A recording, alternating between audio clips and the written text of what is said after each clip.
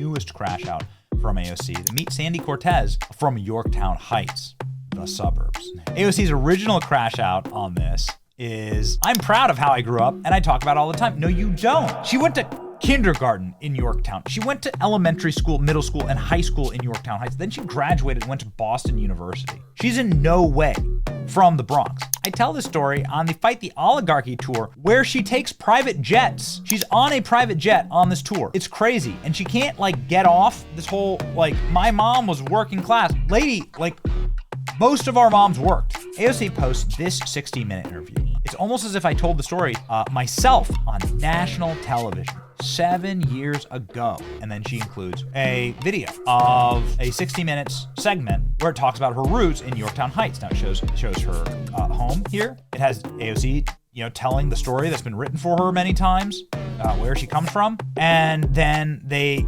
move into the Bronx, but this is when AOC was late in her 20s that she actually moved to the Bronx. That she was actually in the Bronx, right? 30 seconds of screen time in this slobbering profile of her is her hometown.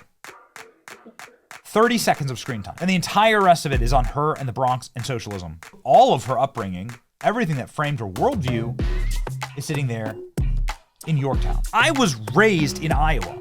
I spent the vast majority of my youth in the state of Iowa.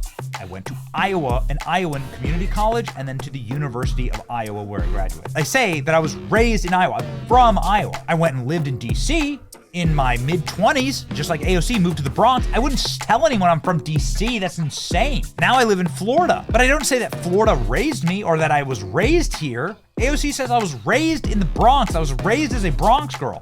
I wasn't raised as a Florida boy. That's not what happened. It's pathological. It's not a lie. If you believe. Jerry, just remember, it's not a lie if you believe it.